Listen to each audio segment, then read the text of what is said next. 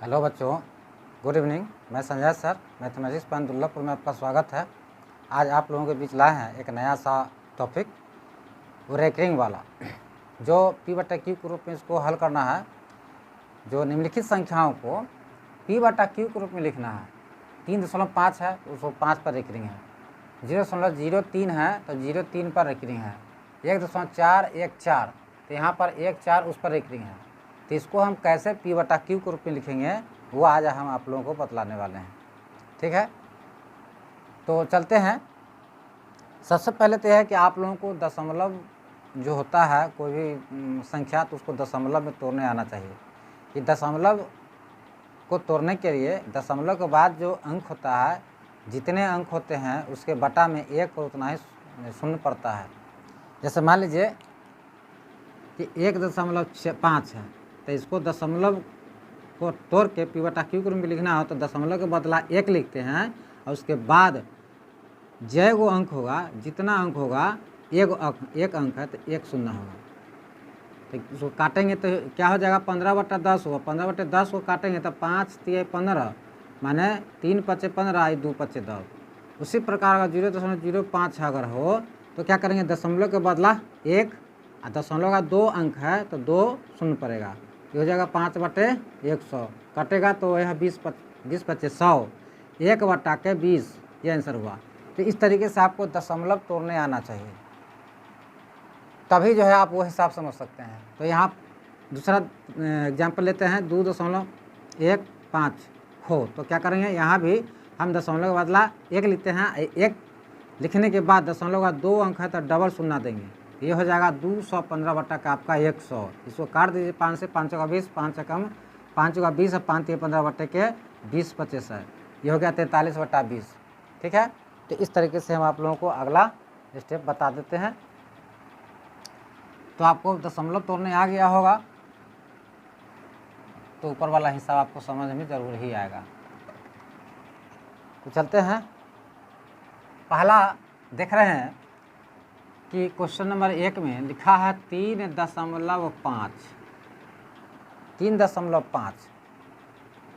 तो जब हम इसका हल करेंगे तो 0.5 जो लिखा है 3.5, तो जिन अंकों पर रेकरिंग होता है वह अंक 2 बार या 3 बार या अनंत बार उसको दोहरा सकते हैं। ठीक है, ऐसा यह इसमें नियम है। तो जैसा कि हमने यहाँ लिखा 3.5, तो पहले यहाँ लिखेंगे माना कि x बराबर 3.5, माना कि x बराबर यह 3.555, इस तरीके से आपका ये अंक हो जाएगा। पहला समीकरण, जिस पर रेकरिंग होता है वह आपको दोहराया जाता है, जिस पर रेकरिंग होता है वह वाली अंक जो है दोहराया जाता है, 2 बार या 3 बार या आप अनंत बार भी दोहरा सकते हैं। ठीक है, उसके बाद आप इसका पॉइंट जब तोड़ते हैं, दशमलव के बदला 1 लिखते हैं, 1 लिखने के बाद दशमलव के बाद 1 ही अंक है तो 1 ही शून्य होगा। 1 ही शून्य हुआ तो 10 हुआ।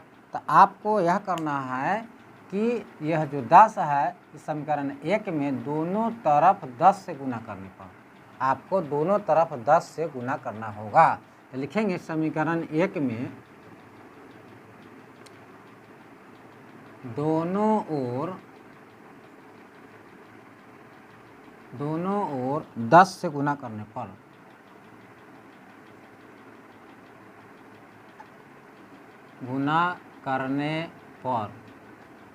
तो लिखते हैं इसमें 10 से गुना करेंगे, x में 10 से तो 10x होगा। इसमें जब 10 से गुना करेंगे 3.55 है, इसमें जब 10 से गुना करेंगे तो 10 में 1 शून्य है, 10 में 1 ही शून्य है तो 1 अंक ही तरफ के यह दशमलव यहाँ आ जाएगा, मतलब कि 35.5 हो जाएगा। आपको जानकारी होनी चाहिए कि दशमलव वाले अंक में अगर हम किसी दहाई से गुना करते हैं, चाहे 1 दहाई हो या 2 दहाई हो, तो गुना करने के बाद जय को मान जितने शून्य होंगे उतना ही अंक वह दशमलव तरफ जाता है। तो 1 शून्य है तो 1 अंक तरफ जाएगा। अगर 100 से गुना होता तो 2 अंक तरफ गया, अगर 3 को शून्य होता 3 अंक को तरफ पाएंगे। ये आपको जानकारी होनी चाहिए। तो यहाँ पर हमने 10 से जब गुना करेंगे तो 10 1 से यहाँ पर भी 10 से गुना करेंगे तो 10 में 1 शून्य होता है 1 0, तो 1 दशमलव जो है या 1 अंक बाद चला जाएगा। 35.5 यह आपका हो गया दूसरा नंबर समीकरण। ठीक है, पहला नंबर समझ में आ गया। ये कहाँ से आया था, हमने यहाँ से मान लिया था। माना कि x बराबर 3.555। 3.55 कहाँ से आया, 55 555 कहाँ से आया था। आपको हम बता चुके हैं कि जिन अंकों पर रेकरिंग हो यानी छत्नुमा, वह वाला जो अंक होता है वह दोहराया जाता है, तिहराया जाता है, या उसको अनंत बार भी लिख सकते हैं। ठीक है, तो हम देखते हैं यहाँ।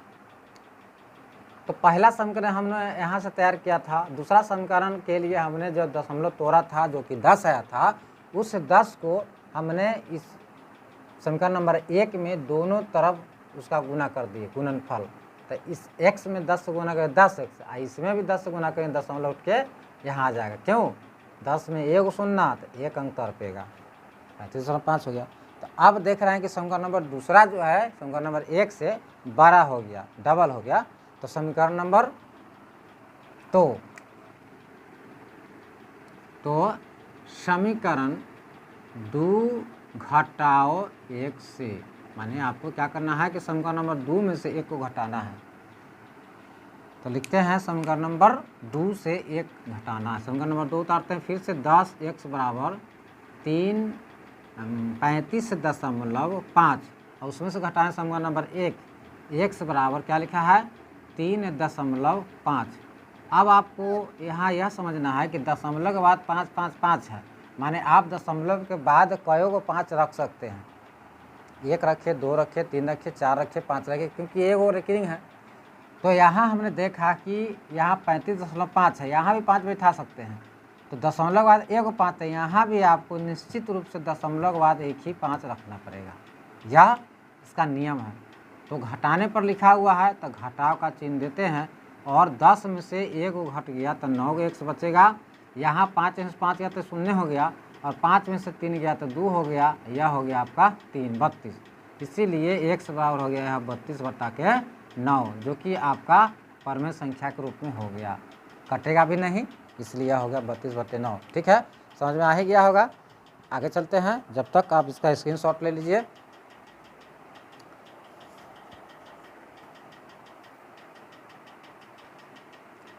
अब आपका क्वेश्चन बनेगा कि सर यहाँ पे तो दशमलव के बाद 1 अंक है, 1 ही रेकरिंग है, यहाँ पर 2 अंक है तो डबल रेकरिंग है, तो जैसा ही बना वैसा ही बन जाएगा। लेकिन यहाँ पर दशमलव के बाद 4 है जिस पर रेकरिंग नहीं है, और 1 4 है 14 उस पर रेकरिंग है।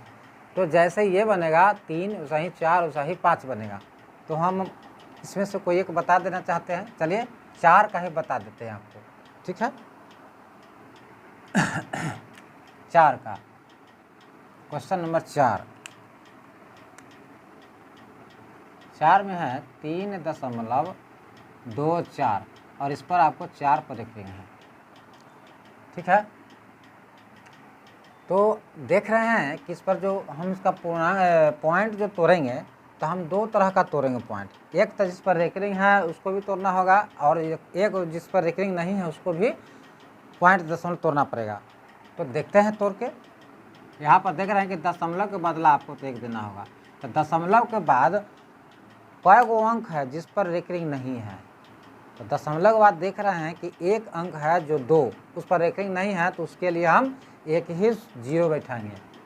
ठीक है, उसके बाद चलते हैं फिर 1 बैठाते हैं दशमलव के बदला। अब रेकरिंग के लिए हम दशमलव तोड़ते हैं, तो रेकरिंग के बदला जब दशमलव तोड़ेंगे तो दशमलव तोड़ने के लिए दशमलव के बदला 1, दशमलव के बाद जो रेकरिंग जो अंक दिया हुआ वह कितने नंबर पर है, तो दूसरा नंबर पर है। इसका मतलब है कि 2 0 इसमें चाहिए। ठीक है, एक जो दशमलव हम तोड़ा बिना रेकरिंग वाले के लिए, दूसरा जो तोड़े वह रेकरिंग वाले के लिए। तो 1 का बना 10 और दूसरा का बन गया 100। तो हम क्या करेंगे, यहाँ लिखेंगे माना कि x बराबर 3.244। आपको तो कह दिए कि जिस पर रेकरिंग होगा वह एक बार, दो बार, तीन बार, अनंत बार भी दोहराएगा। तो पहला नंबर समीकरण हो गया। ठीक है, तो अब लिखेंगे समीकरण नंबर एक में कैसे 10 से गुना करने पर, 10 से गुना करने पर तो लिखते हैं 10 से गुना करते हैं इसमें तो हो जाता है 10x। यहाँ पर लिखेंगे तो हो जाएगा आपका 10x, यहाँ लिखेंगे तो 10x।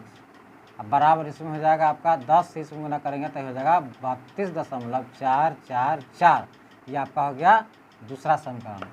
फिर अब लिखेंगे 10 से गुना कर दिए, अब फिर लिखना है आपको 100 से गुना करना। समीकरण नंबर एक में ही, दो में नहीं, एक में ही, समीकरण नंबर एक में दोनों ओर, समीकरण एक में 10 से गुना करना है, मैं दोनों तरफ गुना हुआ। ठीक है, समीकरण एक में दोनों ओर 100 से गुना करने पर, 100 से गुना करेंगे 100 से तो 100x होगा। इसमें 100 से गुना करेंगे तो आपको पता है कि 100 में ना डबल जीरो होता है। डबल जीरो का मतलब 2 गो जीरो होता है, 2 अंक बाद यह दशमलव पड़ेगा, मतलब हुआ 324.44। ये हुआ आपका तीसरा नंबर समीकरण। तो अब हम लिखेंगे समीकरण नंबर 3 घटाओ 2 से।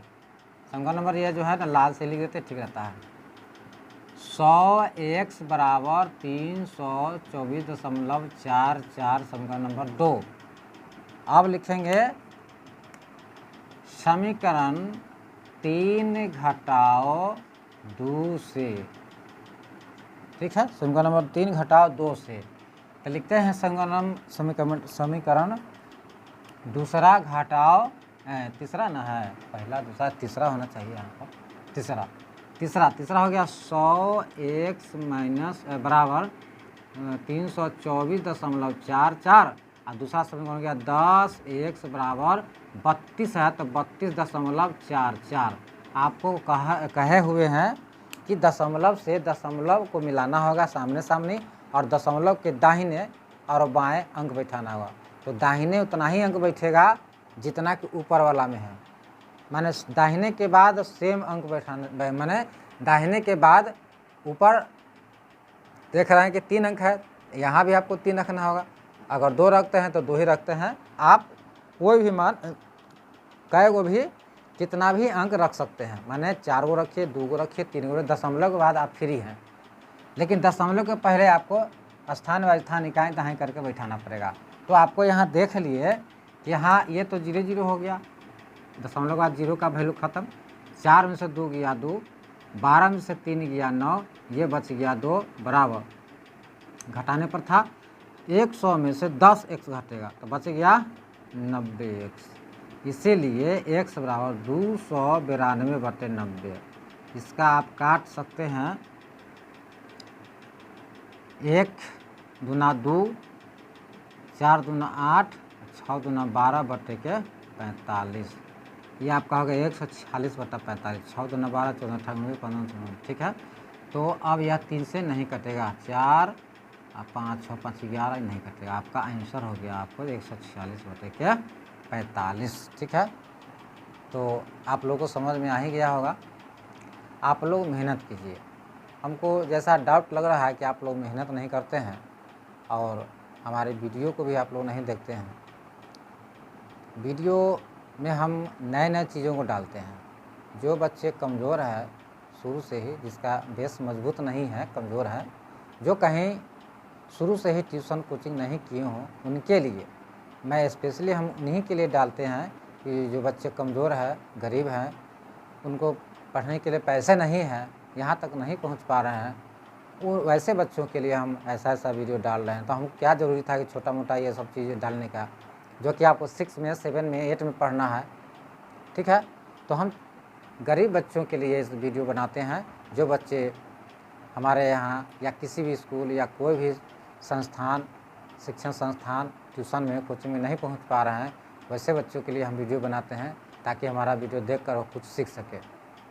ठीक है, मेरा सोच है कि जिस प्रकार हम अपनी शिक्षा ग्रहण किए हैं गरीबताई में, हमारी जो गरीबी थी, बहुत ही दयनीय थी। उस स्थिति में भी हमने अपनी पढ़ाई को जारी किया, पढ़ा, और आज भी जारी है, संघर्ष जारी है। तो हम उस दिन को याद करते हैं कि हम अपनी पढ़ाई कैसे किए थे। उसी प्रकार हमारे ही जैसे तो बहुत सारे बच्चे हैं, तो उनको भी पढ़ाई में कोई रुकावट ना हो, अवरुद्ध ना हो, उसके लिए हमने यह विधि अपनाई, यूट्यूब को अपनाया, ताकि जो बच्चे हैं वह हमारी वीडियो के माध्यम से वह अपना कुछ ज्ञान अर्जन कर सके, मैथमेटिक्स में आगे हो सके। ठीक है, तो हमारा वीडियो आप देखते रहिए, समझते रहिए, कमेंट में लिखते रहिए। हमारा जो नंबर है आपको बता ही चुके हैं कि मेरा मोबाइल नंबर है 9546742932। इस नंबर पर आप कॉल करके पूछ सकते हैं, जहाँ भी डाउट हो, कहीं भी दिक्कत हो, हम आपके साथ हैं। हम आपके साथ हैं, मैंने 24 घंटा आपके साथ हैं। ठीक है, और आशा करते हैं कि हम बेहतर से बेहतर तरीक़ों से मैथ को बतलाने का काम करेंगे। ठीक है, मेहनत से पीछे नहीं हटिए, मेहनत कीजिए, संघर्ष कीजिए, पीछे नहीं हटिए, क्योंकि जो संघर्ष करता है, जो जलता है, वही तो पकता है। इतिहास गवाह है कि जो पकता है वही तो स्वादिष्ट होता है। तो पकता कब से है? जलने के बाद। तो जो जलेगा वो पकेगा, जो पकेगा वह स्वादिष्ट ही होगा। तो कोई भी भोजन लीजिए, या कोई भी फल लीजिए, या दुनिया का कोई भी खाने वाला भोज्य पदार्थ लीजिए, वो पकता है तभी तो स्वादिष्ट होता है। आधे कच्चा रह जाएगा, पकेगा नहीं, तो वो स्वादिष्ट नहीं हो पाएगा। उसी प्रकार है कि आप पकिए, आप जलिए। शिक्षा की भट्ठी में आपको जलना होगा, तभी आप जो है ना स्वादिष्ट कहलाएंगे। ये मेरा सोच है। ठीक है, जैसे